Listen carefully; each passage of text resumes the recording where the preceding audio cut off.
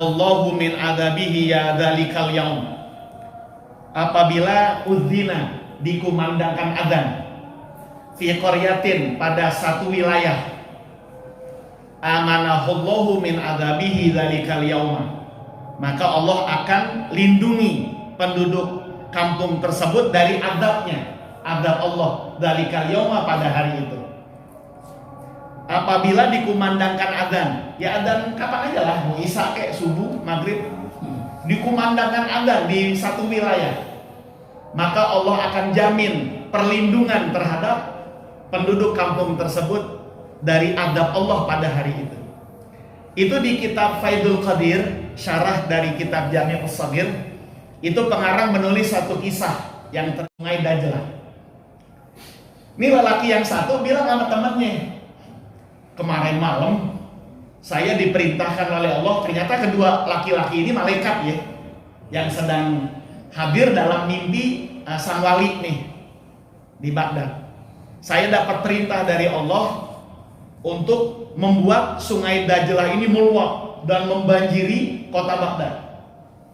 Disebabkan karena apa? Kata yang satunya lagi, nah, karena di malam itu ada sekitar 700 orang yang melakukan perzinaan.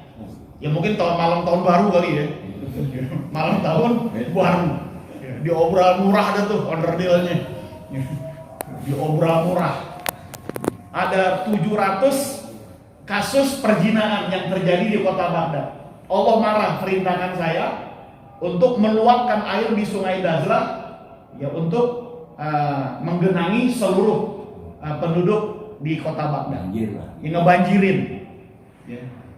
Nah, terus ketika aksi tersebut saya pengen lakukan, ada lagi malaikat turun dari langit ngasih informasi, nggak jadi.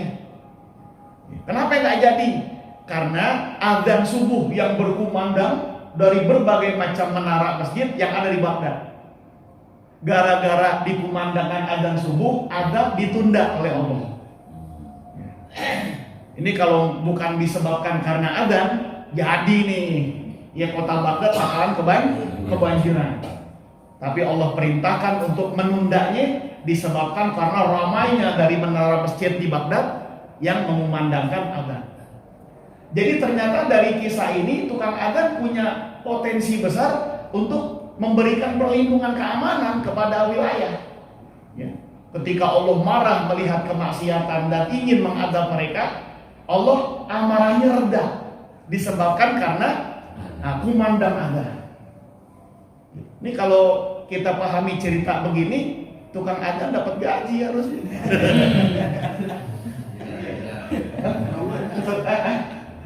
Borongan, kebulangan bayarnya ya. Iya gitu. Terus berapa kali adzan gitu ya.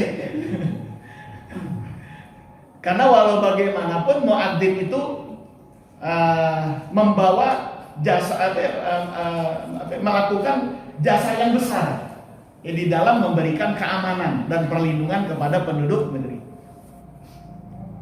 Ya bahkan salah satu penjelasan Nabi tentang tanda-tanda hari kiamat ya, itu kan dulu ada tuh di zaman Iskandar Dzulkarnain, yaitu satu makhluk yang disebut dengan Ya'juj wa Ma'juj. Nah, itu pemakan daging. Jadi satu makhluk yang buas, suka memakan daging manusia. Itu dipenjara di bawah tanah oleh Raja Dzulkarnain. Ya, Raja Dzulkarnain. Itu makhluk yang disebut dengan Ya'juj wa Ma'juj, kata Nabi kelak akan keluar dari dalam tanah loh. Ya, karena penjara yang telah dibuat oleh Iskandar Dzulkarnain ini akan jebol, disebabkan karena penjara tersebut memiliki kekuatan di setiap dikumandangkannya adzan, nama Allah disebut. Jadi kalau ada orang yang berzikir la ilaha illallah, la ilaha illallah, atau di masa umat Nabi Muhammad dikumandangkan adzan, itu besi-besi kerangkeng yang menghalangi kaum Ya'juj wa Ma'juj untuk keluar ya dari dalam tanah, itu akan merapat kembali ya di pagar. Ya kan digerogotin tuh, digerogotin. Nah, ketika pengen putus, besi-besinya disebabkan karena digerogotin sama makhluk tersebut, nah terdengar kumandang adzan. Malaikat datang turun tuh, dilas lagi sama malaikat gitu ya. Dibenerin lagi sama malaikat. Nggak jadi. Nah, kalau di bumi ini sudah tidak terdengar adzan, jebol dah tuh. Jebol. Nah, kalau sudah jebol keluar, Ya'juj wa Ma'juj akan melakukan kerusakan ya di seluruh permukaan bumi. Dan ini merupakan salah satu tentara-tentara Dajjal nanti di akhir zaman. Ya makanya kalau disusun berbagai macam cerita dan juga informasi hadis yang disampaikan oleh Nabi, ternyata kita berhutang jasa dengan muadzin gitu ya. Berhutang jasa dengan tukang azan. Nah, karena dengan sebab azan dikumandangkan, ya Allah kasih keamanan di satu wilayah. Ya lebih indah. Udah. Nah, yang terakhir hadis yang ke-45, idza adzanal muadzinu yaumal jumu'ati harumal amal.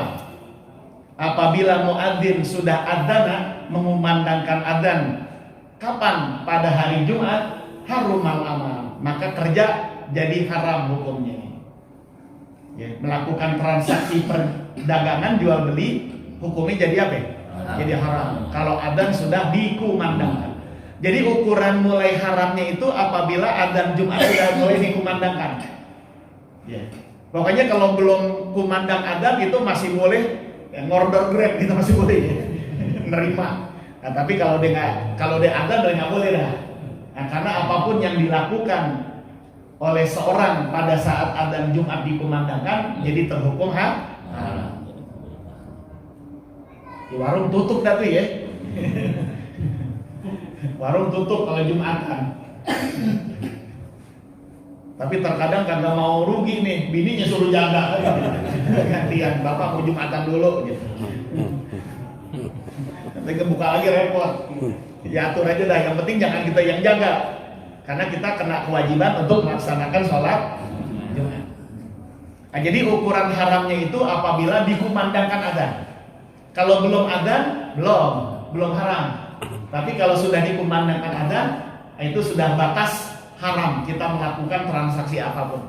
Bahkan di dalam kitab fikih haram melakukan jual beli saat adzan dikumandangkan. Adzan Jumat maksudnya ya, dikumandangkan. Dan walaupun transaksi jual belinya dianggap sah, tapi terkena hukum haram.